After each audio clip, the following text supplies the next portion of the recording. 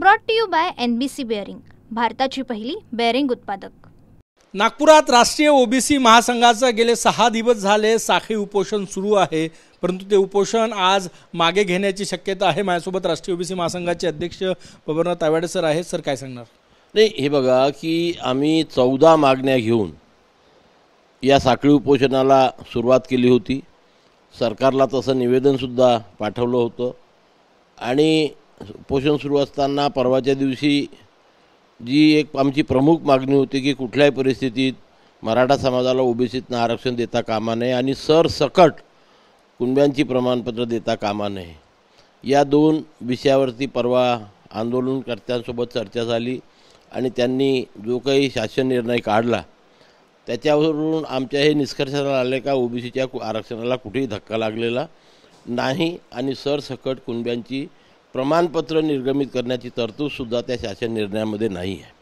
पण उर्वरित ज्या 13 मागण्या आहेत त्या 13 मागण्यांवर सरकारने आमच्याशी चर्चा करावी आणि आम्हाला योग्य तो निर्णय द्यावा, अशा प्रकारची आमची आग्रहाची मागणी होती।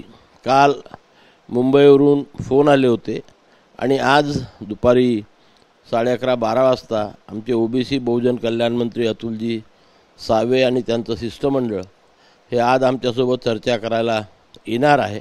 त्यांच्यासोबत सविस्तर चर्चा झाल्यावरती आम्हाला सरकारकडनं कसा काय प्रतिसाद मिळतो, पॉझिटिव्ह निगेटिव्ह, आणि ते सर सक्सेसफुल चर्चा झाली तर आम्ही आमच्या आज या उपोषणाची सांगता करू। काय मिळालं सर 6 दिवसाच्या उपोषणात? काय मिळालं? म्हणजे सगळ्यात मोठा प्रश्न आहे की मराठा समाजाला काय मिळालं आणि ओबीसी समाजाला काय मिळालं? नाही, त्यांना काय मिळालं याच्यावरती मी काही हे करणार नाही, बोलणार नाही। त्यांना जे मिळालं ते ओबीसीच्या ताटातून मिळालं का? बिलकुल मिळालेलं नाही। मी ठाम आहे याच्यावरती। मी माझ्या वकिलांसोबत आणि सर्वांसोबत चर्चा केल्यानंतर आम्ही आमच्या या निष्कर्षावरती आलेलो आहो की त्यांना आमच्या ताटातनं काहीच मिळालेलं नाही। आमचं ताट जसं आहे तसं सुरक्षित आहे। मग मंत्री छगन भुजबळ न्यायालयात जाण्याच्या तयारीत आहे त्या गॅझेटच्या GR विरोधात। काल लक्ष्मण हाके यांनी तो GR फाडला, आज आंदोलन आहे ठिकठिकाणी। ओबीसी नेत्यांच्या भूमिकांमध्ये बदल का दिसतो? म्हणजे वेगवेगळ्या काय आहे? नाही नाही नाही, हे बघा, काल मान्य छगन भुजबळ साहेबांची प्रेस जर आपण बघितली असेल तर प्रेसमध्ये त्यांनी स्पष्ट म्हटलं की आम्ही सोमवार मंगळवारपर्यंत अभ्यास करतो आहे।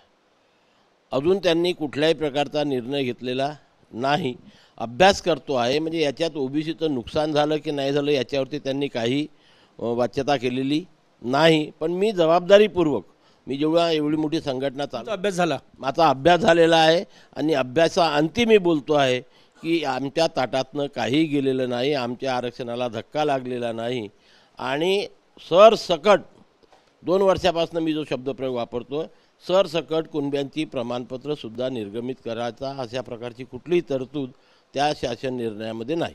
आज तुम्ही उपोषण मागे घेत आहात, काही लेखी आश्वासन किंवा जसं जरांगे पाटील यांनी GRची मागणी केली होती तशीच काही मागणी तुमची पण असू शकते? नक्की राहणारच ना। हे बघा, कसं आहे की माननीय मुख्यमंत्री किंवा त्यांनी पाठवलेलं शिष्टमंडळ यांच्यासोबत चर्चा झाल्यावर ती चर्चा कशी होती आणि आम्हाला कसं कसं आश्वासन मिळतं, ते जर सर्व आश्वासन पॉझिटिव्ह राहिलं तर मला एक खात्री आहे आम्हाला सरकार जे काय आश्वासित करते, जे काय आश्वासन देते त्याचं GRमध्ये रूपांतर होते, हे आम्ही मागच्या 3-4 वर्षामध्ये अनुभवलेलं आहे। त्याच्यामुळे आम्ही सरकारवर एकदम अविश्वास दाखवत नाही, कारण प्रश्न हे चर्चेतून सुटत असतात, चर्चा होणं महत्त्वाचं असतं। ती चर्चा आज माननीय मुख्यमंत्र्यांनी पाठवलेल्या शिष्टमंडळासोबत होणार आहे। आमचे ओबीसी बहुजन कल्याण मंत्री अतुलजी सावे आणि त्यांचं शिष्टमंडळ आमच्यासोबत कसली चर्चा करतात आणि कसले कसले आमचे प्रश्न सोडवतात त्याच्यावरती सुद्धा आम्ही लक्ष ठेवून आहोत। ओबीसींसाठी उपसमिती नेमलेली आहे, त्यातून हे काही प्रश्न मार्गी लागतील? नक्कीच लागतील, कारण आज आमची जी काही चर्चा होईल आणि ज्याच्यावरती सरकारचं धोरण ठरविण्याचं काही हे असेल त्याच्यावर आता उपसमितीमध्ये चर्चा होईल आणि उपसमितीने एकदा मान्य केल्यानंतर त्याला मंत्रिमंडळाची मंजुरी लागत नाही, पण तरीसुद्धा मंत्रिमंडळाची समजा मंजुरी लागली तर तशा प्रकारची मंजुरी आम्हाला मिळेल आणि आमचे प्रश्न सुटतील। थोडक्यात या उपसमितीकडे पहिल्या 5 मागण्या काय आहे राष्ट्रीय ओबीसी महासंघाच्या? पहिली मागणी असं आहे की आता या महाराष्ट्रामध्ये जी अतिवृष्टी झालेली आहे त्याची नुकसान भरपाई त्वरित देण्यात यावी। ज्याप्रमाणे मुलींना 100% स्कॉलरशिप लागू झाली तशाच प्रकारे मुलांनासुद्धा 100% स्कॉलरशिप लागू करण्यात यावी. ओबीसी करता जी 72 वसतिगृह सरकारने सुरू केलेले आहेत त्यापैकी 18 वसतिगृह अजून सुरू व्हायचे आहे. ते 18 वसतिगृह त्वरित सुरू करावे. माडा आणि सिडकोमध्ये ओबीसीला आरक्षण नाही आहे, ते आरक्षण लागू करावं आणि महाज्योती या संस्थेला 1000 रुपयाचा निधी त्वरित उपलब्ध 1000 कोटींचा निधी त्वरित उपलब्ध करून देण्यात यावा. ह्या प्रमुख मागण्या राहणार आहे. शेवटचा प्रश्न, आज उपोषण मागे घेताय तुम्ही? नाही, मी सांगितलं चर्चा झाल्यावर चर्चातनं जर आम्हाला त्यांच्याकडनं पॉझिटिव्ह संकेत मिळाले, आमच्या मागण्या योग्य आहे, संविधानाच्या चौकटीत बसणाऱ्या आहे, न्यायालयाच्या चौकटीत बसणाऱ्या आहे, त्यामुळे त्या आम्ही लवकरात लवकर पूर्ण करू किंवा किती दिवसात पूर्ण करू हे आश्वासन मिळाल्यावर आम्ही आमचा अंतिम निर्णय घेणार. खूप खूप धन्यवाद. आज शक्यता आहे की राष्ट्रीय ओबीसी महासंघाचं साखळी उपोषण गेले 6 दिवस झाले सुरू होतं, ते उपोषण आज मागं घेतलं जाणार. सरकारतर्फे काही ठोस आश्वासनं मिळण्याची दाट शक्यता आहे. कॅमेरामॅन सचिन सयामसह Gajanan Umate, TV9 Marathi, Nagpur. Brought to you by NBC bearing, भारताची पहिली बेअरिंग उत्पादक.